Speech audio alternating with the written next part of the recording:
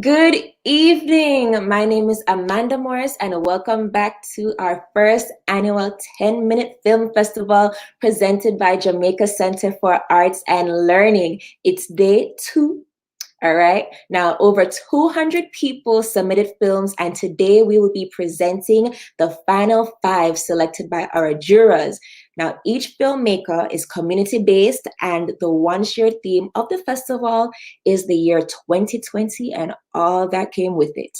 Now, it's a very, very, very close race for the audience awards. So throughout the festival, you all have the opportunity to keep voting for your favorite film. And you can find the link in the description of this video, or you can find it pinned to the top of the chat. All right, and that's the link to vote. Lastly, we're asking everyone who votes to subscribe to our YouTube channel. All right. At the end of the screenings today, we will be presenting 2 awards, right? The Best of the Fest and the Runner-Up Award. So stick around to the end of the festival because you do not want to miss it. All right. Now let's get into it. Our first film, Pandemic Travel, is a documentary showcasing a personal round-trip journey in the early stage of the pandemic. Let's welcome Tanya Huston. Hello, everyone. Hello. Welcome. Thank you for joining us. Thank you for having me. Of course. Can you tell us about your film? Sure. So this film came about because it was a film competition that I wanted to enter. And part of the criteria was to make a film using a cell phone. So I've never made a film with a cell phone before quite like this. So I was like, this would be interesting, a challenge. And I actually wanted to do the documentary on a friend of mine, but she things fell through. We couldn't do it that way. So because I had already signed up for the competition, I was like, hey, it would be interesting to do this trip with me going down to Nashville during the shutdown. So it came about, not initially planned this way, but it came out that way. So that's how this film sort of kind of got started. Wow. And we are excited to see it. So let's roll the film.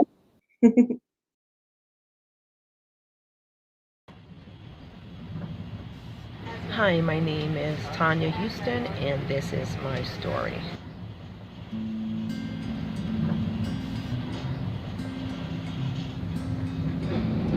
We received word earlier this week that my nephew had passed away, and I'm in the midst of traveling to Nashville. It's a difficult time in that it's the whole coronavirus scare, so who knows what we're going to face. I'm on a train now heading to the airport.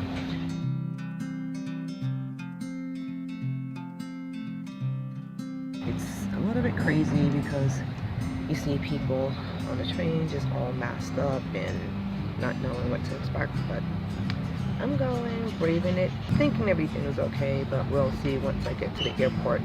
I'm making my way now to the airport. There are still travelers. Some people are not going to let coronavirus get the best of them.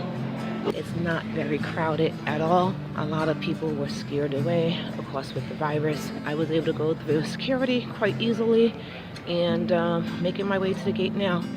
I have boarded and I'm on my way to Nashville.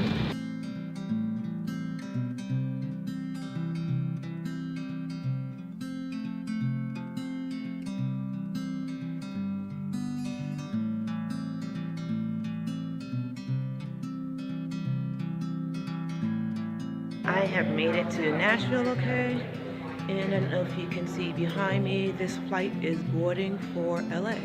Looks pretty full. So it looks like people heading for California are not too concerned about the virus. Good morning. I just read online that New Yorkers should assume that they've been exposed to the coronavirus and should not be in places of congregations of 50 or more. My nephew's funeral is this evening. I'm sure there's going to be more than 50 persons, and I do not plan to miss this service, coronavirus or not. You want to say hello, sis? Hey. She's giving me a potion of kefir water and some vitamin C. We're not saying it's corona proof, but she made me a mixture here, and I'm about to drink it to help build up my immune system. I've arrived at the church to attend my nephew's funeral. The congregation is quite large, and I don't see anybody wearing a mask, but it's more the somberness of the occasion, and no one's thinking about Corona right now.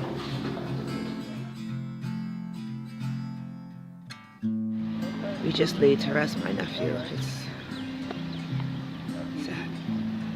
We just came from our nephew's burial, and we're trying to find a restaurant that can accommodate a group of about 25 of us. I think we finally found a restaurant that can accommodate our group, our size, because I guess people are in because of whole Corona restrictions. So here we are in a steakhouse, and it's pretty empty.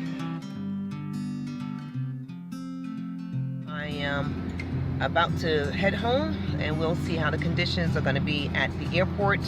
A lot of the news reports are just giving not good reports, where you can't be in groups of 10 or more and so forth, and what they're advising. Decided to do something a little fun with my nephew before going back to New York. So it was like, well, it's been a little bit of a stressful time with the family, so maybe bowling would be the remedy. Disinfected shoes here at the bowling. Just in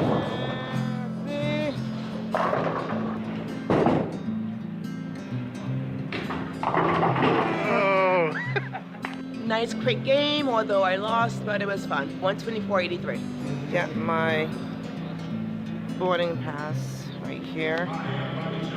Here I am at Nashville Airport, and it's not that crowded, as you can see. And I'm on my way to my gate, heading back home. So yeah, I was just told that there's only 13 people in this flight.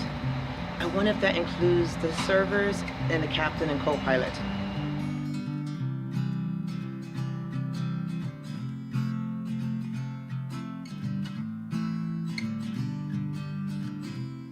I have made it successfully to Newark Liberty International Airport. Thank God for a safe flight. It's a little bit active here, not very, very much, but thank God I made it here safely. New York Penn Station is great to be home. This is what I call unplanned social distancing. Corona world is here.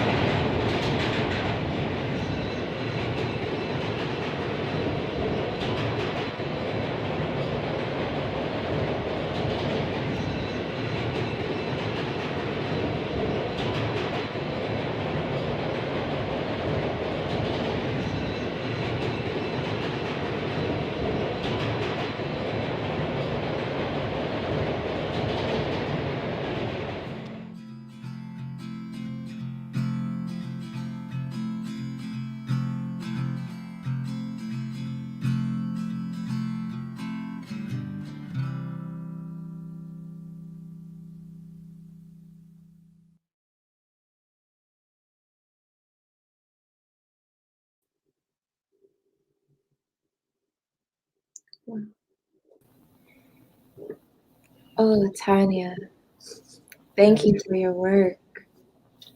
You're welcome. Wow, I just have to ask, what kind of emotions did you deal with as the COVID numbers steadily climbed throughout the production of this piece? It was hard in that, of course, you're mourning because you lost a loved one, and then the other side is like, okay, well, I want to be respectful of the occasion, and I wanted to get the shots, I wanted the viewer to feel everything that I guess I was going through, from the traveling from New York to Nashville to even at the service itself, and the return back home during the whole shutdown, with the scare of it all at the time, that was very heightened because it was so new. So it was just juggling, I guess, those things and just trying to, put it together in some type of cohesive way. So Yeah, and you did a really lovely job of making us feel like we were right there with you. I felt like I was on that plane, in that airport, in your family's home. So thank you for that. And I see that you're an artist that's steadily creating. How has COVID impacted you creatively? Has it stalled your creative work, creative spark, inspired new work? I think it challenged me in a way where, because there were restrictions, and as an artist, you still want to be creative. So Hmm. it's like, well, what can I do to still create art even during the restrictions of not being able to really gather like on set or just a group of people freely and openly. So I think with the virus, with the whole 2020, most of 2020, it really challenged and really pushed those who are artists to still create, and finding new ways to do so, and ways that probably would not have been thought of before. So I think it probably motivated me, to some degree. So. Wow. And I'm very excited to see where that motivation takes you. I can't wait to see what you do next. Thank you so much for being here with us, for sharing your work, for sharing yourself. Thank you so much. Welcome. Thank you. Thank you. Wow. Well, I guess it's time to get into our next film, which is Walking Home, a Survival Guide. It's about a father who teaches his son how to combat everyday racism in America. So let us welcome Chad B. Hamilton. Hello, Chad. Good evening. How you guys doing? I'm good. How are you? Pretty good, pretty good. Great. Would you mind telling us about your film? Yeah, I mean, you pretty much summed it perfectly. It's just that. I guess a quick background would be this was one of my first films from grad school that I did at Columbia University. Mhm. Yeah, and the basic background is I moved to New York and I just felt like it was just a pulse in the environment. I was like, I just had to make a film about something, and this was just kind of just pulling from my own experiences and whatnot. Wow. Well, I guess it's time for the audience to see it as well. So let's roll the film.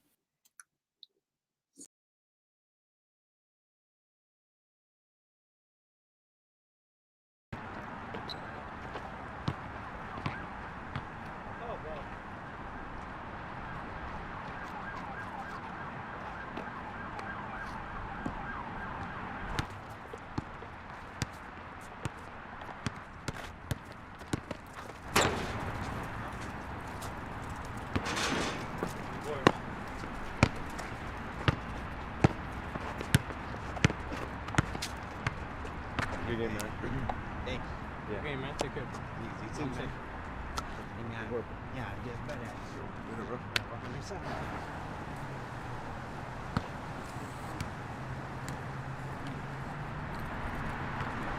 Rule number 32.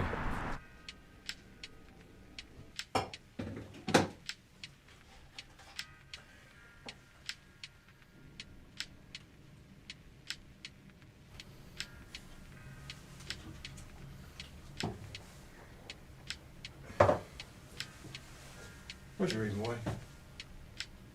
Nate.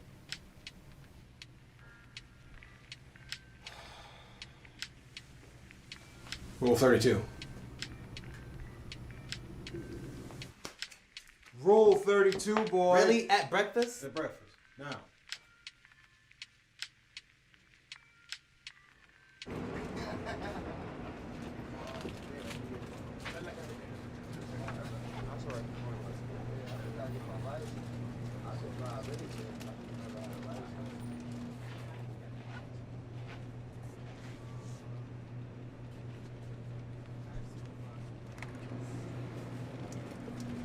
Hood down and hands out of your pockets.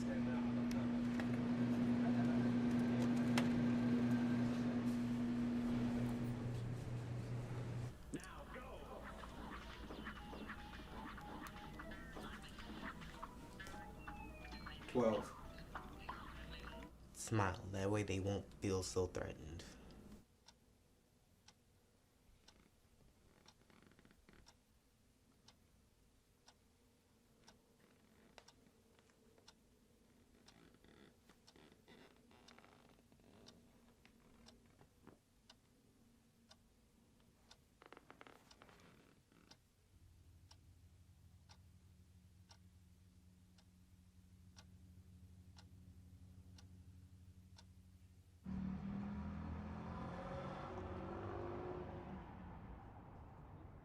What's the number one rule?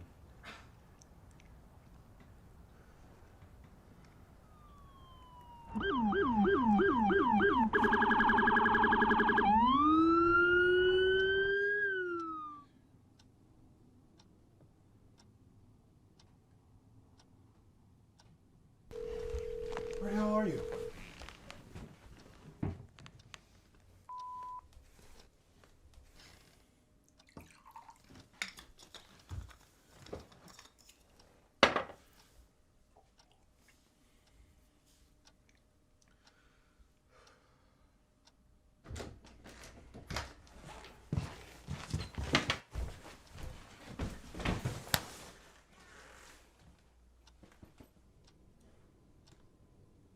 What's the number one rule?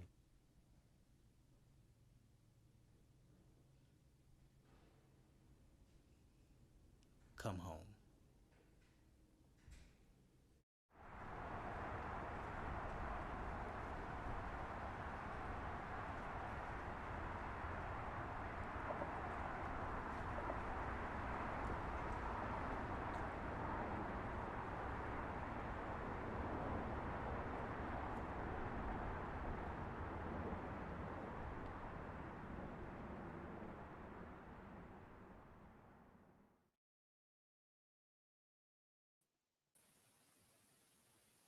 Yeah. Wow. Um, wow, a very, very powerful piece. The relationship with the father and the son was so beautiful. It was so genuine. It was so authentic. What was the casting process like for you, and how important was that for you during this process?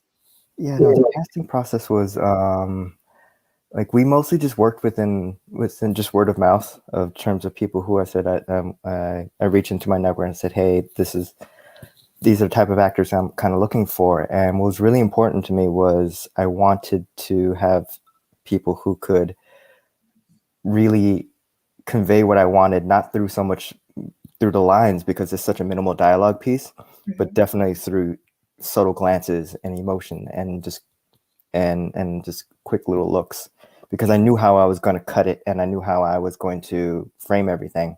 So I really wanted very emotive people. Well, you got it. Well, they did beautifully, and you did beautifully as well as a director. And you mentioned that you went to Columbia, MFA school. How has your schooling helped you when it comes to telling stories, these kind of stories? Oh, wow. Yeah, Columbia is really great because they kind of give me the freedom to just express. And it's that type of program is very like, rooted in character and story. So that's really what I've been really learning, and they've been a great help throughout the whole process. Okay, and one last question I just have to ask. This piece was beautiful. Do you plan on expanding it? Actually, at this point in time, not really, because I mean I've had this idea in my mind for I think since the Trayvon case. But it's one of those things that kind of, you have an idea that you wanted to tell, a story that you wanted to tell, but you don't really know the vessel that you can tell it yet. And and these were things that my father was telling me, in terms of these rules that actually my father told me. So I knew there were things that I wanted to convey, and I wanted to be able to tell the story, but I just didn't know how until I got to Columbia. And then it was kind of just like a light bulb went off. I said, oh, okay, well, if I break it up into these dual timelines, that should be able to work. Well, you did it, and we are grateful, and we're very thankful for you for sharing your art with us, for sharing your time with us. So thank you so much for that, Chad. Thank you, guys. Thank you. And just a reminder to everyone, keep voting for your favorite films. Keep voting because the race is very close. Also, do not forget to subscribe to our YouTube channel. We are trying to make it to 1,000 subscribers, so keep on subscribing, keep on subscribing. All right, our next film is Bottled. This 8-minute long film focuses on an unnamed female lead who is figuring out how to deal with the loss of her grandfather. Let us welcome Christine Sloan, Stuttered. Hello, hello, hello. Welcome. Hello. Thanks so much for having me. Thanks for joining us and thanks for sharing your work with us. Is there anything else you'd like to tell us about your piece before we watch? Sure. I wrote, directed, and starred in it. I completed the entire process by myself, with the exception of the music, which was composed by my dear friend Denise Zenyup, and she also contributed one line in the film. Right. Well, let's get into it. Let's roll that film.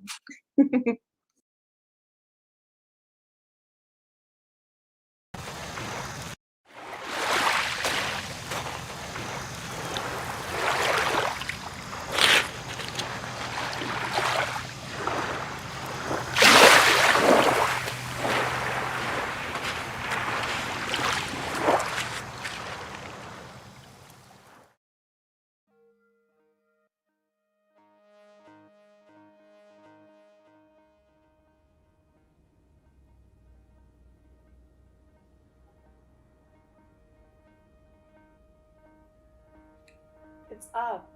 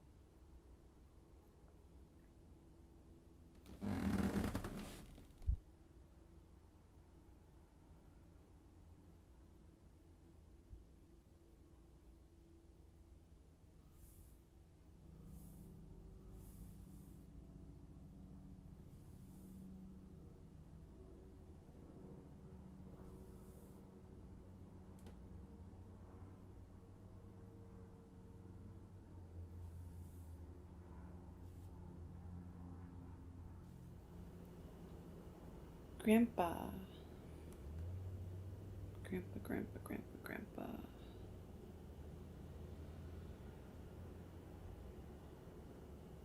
What do I want to tell you, Grandpa?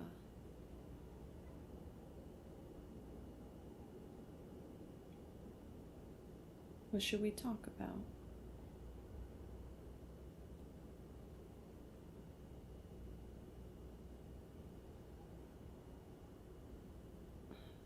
You were so young in this photo.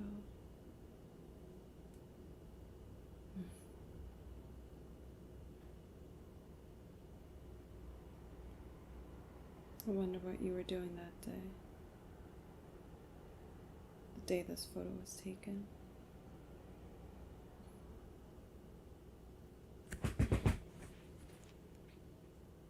I never knew you when you were that young.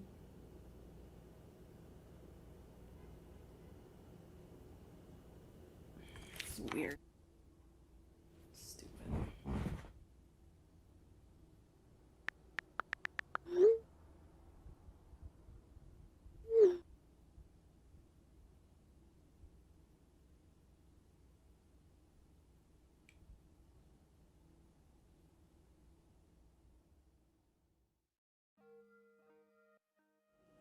Boys and girls, today everyone will write a message of hope and love to a stranger. We'll be putting the messages in bottles and releasing them in the bay.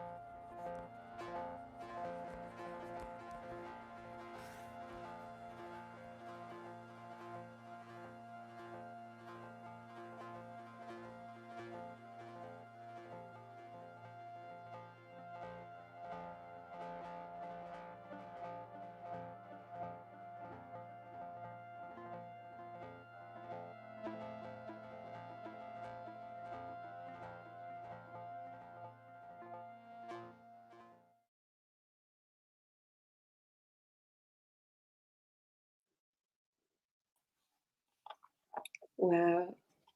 Thank you. Thank you for your work. Thank you. I really want to know, Does this film reflect your own experiences? And if so, how has working on it helped you? Sure. So I did experience the loss of a father figure in my family, someone who really took care of my father uh, at a time when he needed it, and eventually took care of me and my siblings. Uh, so it was not my grandfather. And there are, of course, other fictional elements of this film. But similar to the last filmmaker, I had ideas surrounding this story in my mind for a couple of years, ever since the death of this person, this dear person. And it just took the right combination of elements of timing to write a script, to actually sit down and write a script, consider the resources that I had available to me at the time, not many, figure out what I could make by myself or with the help of another trusted person, in this case, my friend Denise, and just make it. And yes, it was therapeutic to reflect on grief and the way that grief can change over time. Yeah. And I love what you just said. Just make it. Advice to all filmmakers, everybody who wants to be, just make it. Just just do it. Last question. I really want to know this. You're credited as the actor, the director, the writer, you do it all, darling. Which one of these roles is the most rewarding for you? Writing in general. I've written several books. I've written screenplays for other films that I did not direct or star in. But most of my career has been in creative writing in one way or another, in fiction and poetry, journalism as well, to pay the bills. But that's where I'm most comfortable, and it's really what excites me most too. I just enjoy telling stories, and the visual elements and the performative elements of filmmaking do appeal to me, but first and foremost, I love to write. Wow. Well, thank you so much. Thank you for being here. Thank you. Sharing your work with us. All right. So our next film is called Snow Day, a Super 8 film showcasing NYC in the heart of winter. Let us welcome Chris Toro. Hello. Hello. Thank you for having me. For joining us. To be selected, and congrats to all the other filmmakers for being in this.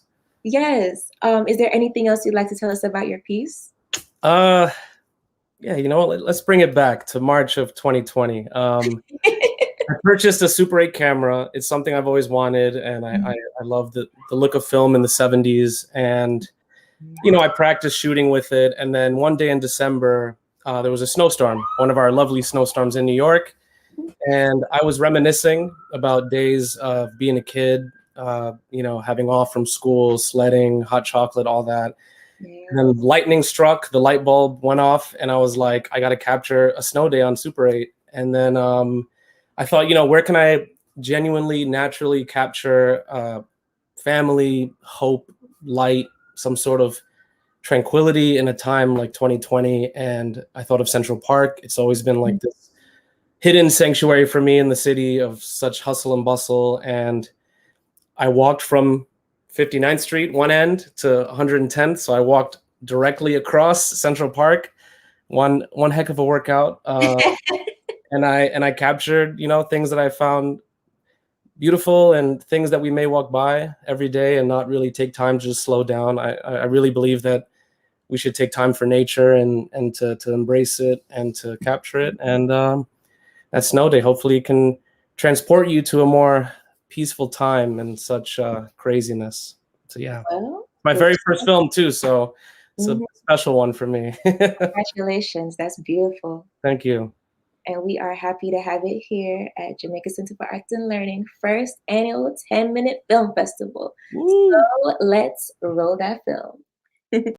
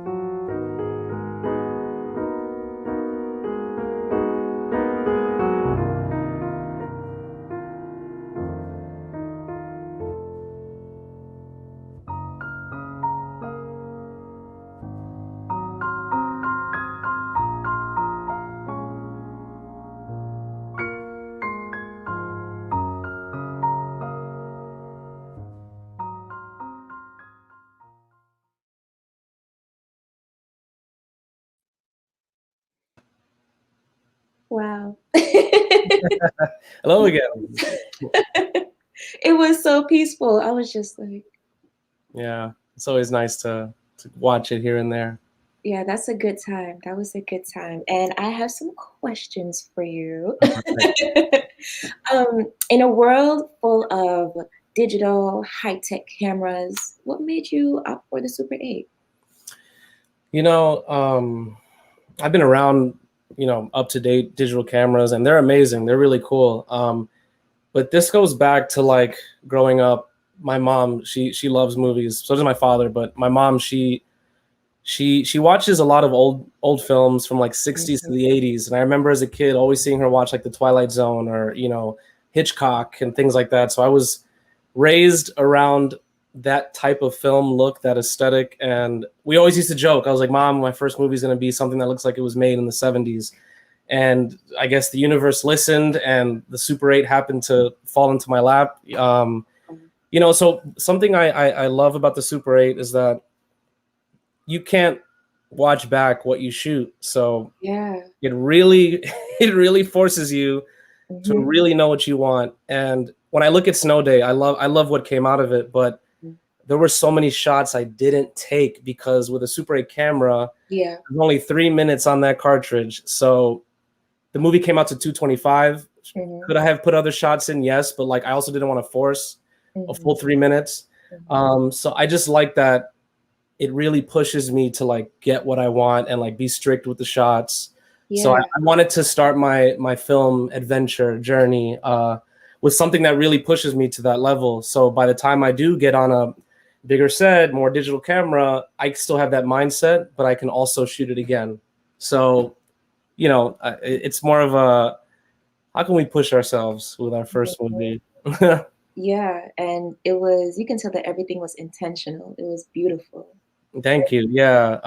And fun fact, this movie wasn't edited at all. The only thing that was edited was the title sequences, such as like, Matter of Pictures or whatever. Yeah. When I got it developed, it came back that way. And my roommate, Miguel Gallardo, was also a great photographer, filmmaker.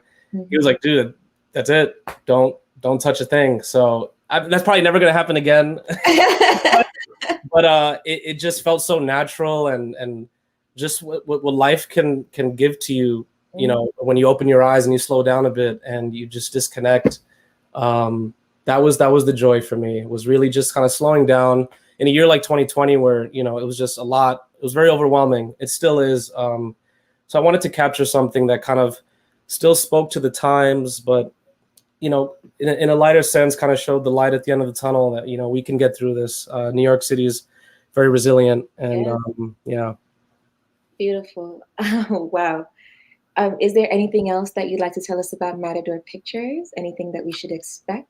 I began shooting my second one. I'm gonna have a little series of Super 8 films before I decide to dive into something with dialogue and more maybe updated tech. But yeah, I will be releasing a collective of Super 8 shorts, different themes, different feels. So I'm excited to put out the next one. So yeah, you can follow us, Matador Pictures. Yeah, stay tuned. All right, y'all heard it. Follow them at Matador Pictures. Thank you so much for being here with us and for Thank sharing you. your work with us. Thank you. All right. So if you liked that film, if you liked anything we've shown before, if you like anything that's about to come, you will be seeing it soon. Please do not forget to vote for your favorite film. The link's in the description box and at the top of the chat. And don't forget to subscribe to our YouTube channel now for our final film of the festival. Our final film is called Quarantine, and it's a brief insight into the solitude of quarantine and how it prompts us to reflect on our life before the pandemic. Let us welcome Patricia. Welcome, welcome, welcome. Hi, thank you so much for having me tonight. Thank you for being here. Hi. Is there anything else you'd like to tell us about your film? Just like a brief backstory. So this is actually a film that I completed as part of one of my classes in college, and it just ended up turning into something that hit closer to home than anticipated for many of my classmates. So I decided I wanted to share it with some more people maybe. And yeah. Well, thank you so much for sharing it with us. And now let's roll that film.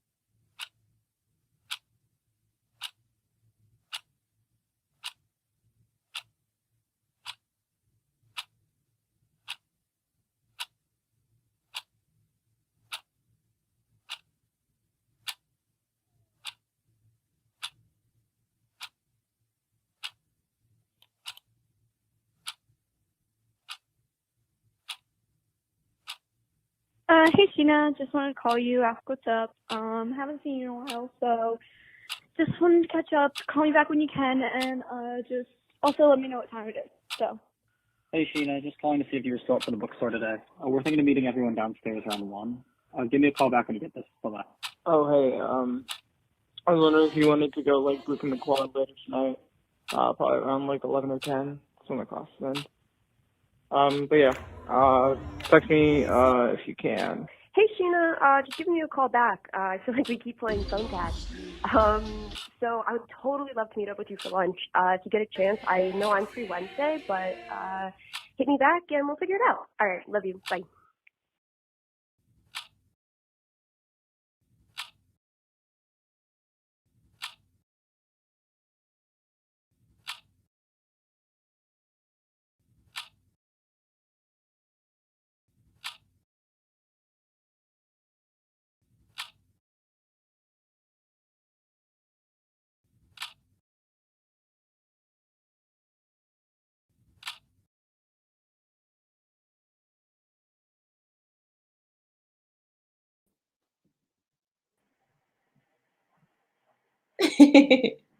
Thank you. Thank you for sharing your work with us. Thank you so much. And I have some Thank you questions. for giving it a platform. Of course. Has the pandemic and quarantine changed your outlook on life, if any? If so, Um, so for me, the year 2020 was really turbulent, especially because I did start college, and I'm not just a college freshman, I'm an international college freshman. So when the pandemic happened, everything was kind of up in the air, as in would I be able to even come here, and would I be able to participate in the education that I've been working towards for years at this point. And so just that whole journey of getting the visa during the time of quarantine and trying to get here, not seeing my family because of the travel ban, it's been a lot, but I feel like it's been worth it because I've been able to create things far beyond what just screens, like just being able to develop my vision and get better at actually producing it. That's so beautiful. Wow. Thank you. In a time like that, something so beautiful came out of it. And that is a life lesson that I hope we can all learn and all understand. And what's the thing that you're looking forward to the most when the world returns to normal? I mean, I haven't really gotten to experience the city living here without all the restrictions, Yeah. Like I was here before on vacations and stuff, but nothing compares to once you're actually here and part of it. And so that obviously, and then another big thing is being able to work without any restrictions.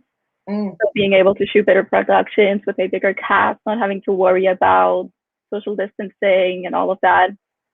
And yeah. And it will come. It's coming. It will be Yeah. here soon. And you're going to get to live it, enjoy it, embrace it all. Thank you so much for being here. Thank you for sharing your work with us. We thank you. We thank you. We thank you. Thank you. All right. All right, everybody. So the moment is here. It is here. It is here. It's now time to announce the Best of the Fest winner and the runner-up. Now, please note that the audience award will not be announced until Monday, and the filmmaker who wins will be notified via email, so be sure to keep on voting. All right. So let's bring on our two finalists, right? Let us welcome Chad from Walking Home, a Survival Guide, and Kunga and Zena from This Is the Closest to How the Last Weeks of March Felt Like. Congratulations, congratulations, congratulations. Right? Okay, now for the winners. So, the runner-up for our first annual 10-minute film festival at Jamaica Center for Arts and Learning is Kunga and Zena from This Is the Closest to How the Last Weeks of March Felt Like. Congratulations. Is there anything you'd like to say? Anyone you'd like to thank? Well, I mean, I would like to thank the fellow filmmakers in this festival. All their stuff was really good. And yeah, Zena's couldn't be here because she's on set, but I mean, I would like to thank her and all the people from SUNY Purchase at the film program. All right. Thank you so much. Thank you for sharing your art with us. Thank you, thank you, thank you. And that leaves our winner. The Best of the Fest award goes to Chad from Walking Home, a Survival Guide. Congratulations, Chad. Beautiful work. Is there anyone you'd like to thank? Anything you'd like to say? Oh, wow. So many people to thank. I mean, first and foremost, my father for instilling these, values and helping me navigate this world. My crew, of obviously of which I can't do anything. Filmmaking is such a team collaborative effort. I can't do it by myself, so I'm nothing without my crew. And of course, the Nate and Hakeem, my actors, who lent me their talents. Obviously, this film would not be would not have hit as hard if it weren't for them displaying their talents on screen. And yeah, man, and my school, of course, for giving me the platform to be able to do it, and you guys. So thank you so much.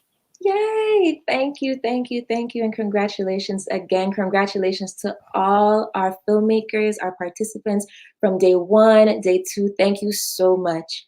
Thank you so much for sharing your work with us, because we know that is not easy, and to hand over your baby to a different platform, it's never the easiest thing to do. So thank you, thank you, thank you. And there is still one last award to be had. The audience award is still up for grabs, so keep on voting for your favorites, and the winners will be announced on Monday. Thank you everyone for joining us these last 2 days. This has been beautiful. This has been the first annual 10-minute film festival presented by Jamaica Center for Arts and Learning. My name is Amanda Morris. Good night and peace